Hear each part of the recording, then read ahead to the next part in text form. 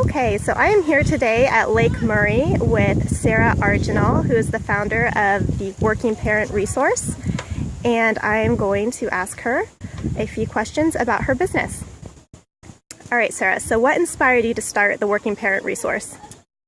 Becoming a working parent myself, I was always a very ambitious career girl, and when I was engaged and married, my husband and I had a lot of fun.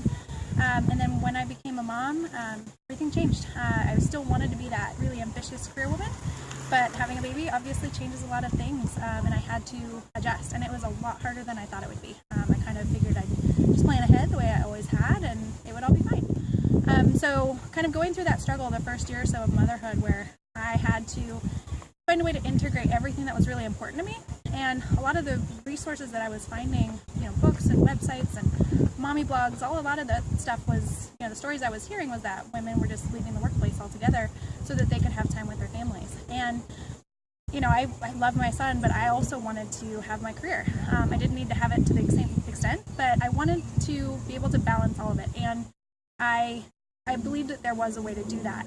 So I started just doing a lot of research, and I was finding a lot of tools and a lot of strategies and tips and tricks and, role models, people that were actually doing it. But I didn't see a lot of that information out there in the world. So that was really what inspired me to start my business, was, offering a service to professional moms and dads, both moms and dads, who want to, have a better life balance, and they want to still have their career, still have the things that they're passionate about for themselves as individuals, but also be a really good, loving parent, have a really healthy marriage, have time for themselves to be healthy and focus on their well-being. And I wanted to have a place also where it's not judgmental, where you're inspired to find your own true path, find your authenticity and follow what's really true for you and what works for you and your family, not, what, the person down the street's doing or someone else in your office, kind of helping people tap back into their own understanding of what they want their life to be. Because I think that there's also a lot of information out there, and it's easy to get off track as well. So it's kind of all of those things all put together. Okay, awesome. Okay, now what is a risk you had to overcome to start the Working Parent Resource? I think just honestly believing that it could be done in the amount of time that I had available. I still actually work full-time at a law firm. My son is 2.5 years old, and I want to spend as much time as possible with him. My marriage is really important to me. So kind of the risk of other things taking a back seat was probably the biggest thing I had to overcome. But because of the nature of the business that I'm starting at, it was kind of a challenge to me as well. So it was really just kind of believing that I could make it happen. And once I started getting going, I realized that it's what gave me energy, actually. It was something that gave me purpose and fulfilled me. So in the end, the risk part was kind of just in my head. Once I kind of got going, it's been great. Awesome. Okay, so on that note, you talk about it gave you energy and it's something that you just kept going and doing. What is a creative habit that has helped you develop your vision, through all of the kind of adjustments, as you've discussed, that you've made and just different challenges you've had to overcome? I think, I guess the thing that I've done that's helped me creatively is just kind of letting my mind wander. I have an Evernote file. I have a lot of Evernote files. And that's where I just kind of brainstorm all of my different ideas. And actually the thing that helped me make the decision to start this business was I thought about writing a blog. And so I just said, okay, I'm going to sit down and see how many topics I can come up with. And after 200 or 300 topics, I realized, okay, I think I have enough to write about here and enough to talk about, that it's worth doing this. But that's where I'll throw any creative ideas that I have in a file.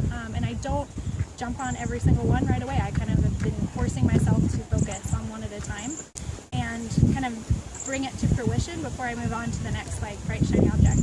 So for me, it's just kind of allowing myself to get excited about something and to just follow, my thought process and follow my heart and see what is sounds most fun to me, and then kind of see what would be involved in that, and then kind of go forward from there. Okay, awesome. I think you already touched on this a bit, but can you just share, how do you balance motherhood with running a business and developing a business? For me, it's kind of managing my time, and that to me comes down to figuring out what my priorities are and my values, and then making sure that I'm making decisions around my priorities and values rather than kind of what's most urgent in the moment. So the thing that's been most helpful for me is sort of cutting out the things that aren't driving me forward, either in my family, with my husband, for myself and my own health, or for my business. So I kind of have these priorities in my life, and that's what I give my attention to and my time. So everything else kind of has to come second. And that was something I wasn't really used to doing before I became a mom, and before I became a working mom. I was really able to just say yes to whoever came along and, do things that sounded fun no matter what. And those are the things that I've kind of had to edit out of my life, is focusing only on the things that I've decided are very important to me. And if something else comes along, either figuring out what's going to go in place of that, or kind of setting aside and saying, you know what, that's a great opportunity, but it's not right for me right now. So being able to say no, set boundaries. I'm just going to get a little closer because the wind is pretty loud. So being able to say no and set boundaries and kind of focus on those priorities when I need to is the only way I really know how to balance parenthood with being a working mom now. So that's kind of that's what I've been doing so far, and I'm constantly adjusting, but well, that is working so far. excellent advice, and I'm just so grateful. Thank you for taking the time to go on this walk with me. We are being a little bit spontaneous by doing this interview on the walk, but thank you to the listeners. Just ignore the wind a little bit. And then our final question is, name one amazing person you have met as a result of developing your vision. I've met a lot of amazing people, actually. I'm going to actually name two. I'm going to cheat a little bit. Number one is just kind of in general, I've met so many working parents who are so dedicated to their families and to their jobs also, to the things in their life that really give them meaning. And it's been really inspiring for me to meet those people and to see how many of these people out there are, they're struggling and they want to focus on what's really important to them, their families, their marriages, themselves, their own health, their jobs. They want to focus on all of those things, and they're just having a hard time figuring out how to do that, but that desire is really there. Mm-hmm. So meeting all of those parents, moms, dads, just anybody who's in that situation, that's been really inspiring for me because I see how big of an issue it is out there. Mm-hmm. And people are usually very excited to hear that there's a way to do it. So that's number one. Number two is an actual individual that I'll mention. His name is Chris Ducker, and he runs an entrepreneur website.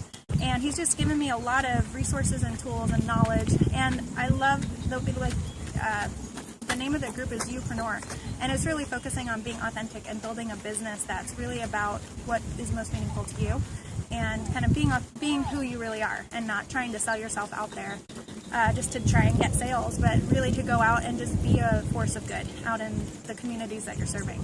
So that's been a real big inspiration for me just as a business person as well.